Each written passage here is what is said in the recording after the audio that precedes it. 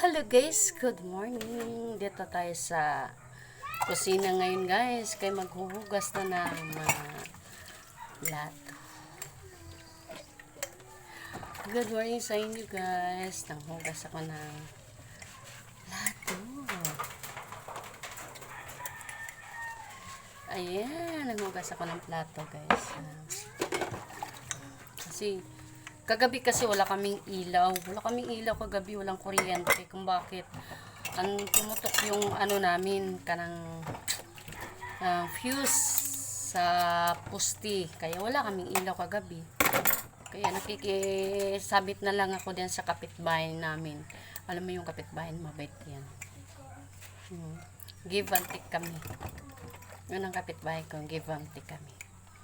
Sinong mayroon? Ayan. Sinong wala? Ayan, ganyan kami dyan. Sa front ka. Mabait naman talaga ako eh. Marunong ako makikisama. Sa totoo lang. Kaya ako, lagi lang ako dito sa Kaya nagkandila kami kagabi, kaso naman sobrang init. Kaya nakikiano lang ako dun sa kanya. Buti nga may nabili ako sa TikTok nga extension wire nga tama-tama lang din maabot sa bahay nila. Ganyan. Yan talaga ang buhay natin, mga mami. Didiskarte na lang talaga para tayo makakaraos. Diba? Pag nakadiskarte ka naman, ayan. Diba? Manghuhugas tayo ng plato kasi wala na. Nagsuntukan ng ako mga plato dito ba. Ayan. Kasi di ko makagalaw pag maraming hugasin dito sa plato. Sa lababo, maraming hugasin. Hindi ko makagalaw. Pag ako nang huhugas talaga ako ng plato. Hugas ako ng plato ba? Yan. Kasi kung di mo hugasan to, magtambak sa lababo ang hugasin, saon na lang. Di ba guys? Hindi ako pa naman ng ganyan magtambak na di ka makagalaw. Kagawa ng lababo puno sa hugasin. Kailangan talaga hugasan yan. Diba? Para tuloy-tuloy. Kung anong gagawin mo, magawa mo. Kasi linis yung lababo. Diba? Kasi kung hindi hugasan yan, magtambak. Iba pa naman ako pag nagtambak, nag-init ang ulo ko.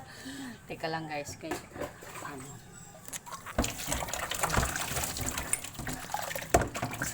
nagpundo kaya ako ng tubig. Kasi yun nga, pag naghugas ako ng plato,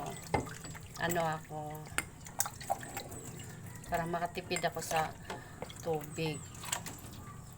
Marunong magtipid dito, pati kuryente marunong magtipid. Gaya ng iba nga. Kahit hindi mo ginagamit, sige. Ako hindi, maliit lang talagang bill ng kuryente ko, pati tubig. Kasi nga, matipid ako. Tipid ako. Kuryente nga namin, lang, 420 lang. Isang buwan yun. 420 lang. Kasi yung ginamit namin mga ilaw, mababa yung watch niya. Hindi na yan. Dati talaga yung, yung ilaw ko, 100 watts. Bill kayo kami ng malaki. Kaya ang ginagawa ko, maliit na. May ako, yung 5 watts lang. Mababa ang mababa. Kaya sa panahon ngayon, marunong ka magtipid sa kuryente at saka sa tubig. Kasi kung hala ka ng hala gamit, ikaw din ang magbabayad, hindi naman sila. Ikaw din ang magbabayad. Kaya tayo mga mami, kayo magugulat kung hindi kayo marunong magtipid sa kuryente at saka tubig. Kaya pagdating ng bayaran, tayo din ang magbabayad, hindi naman sila, di ba po? Ayan, di ba? Thank you so much sa inyo lahat.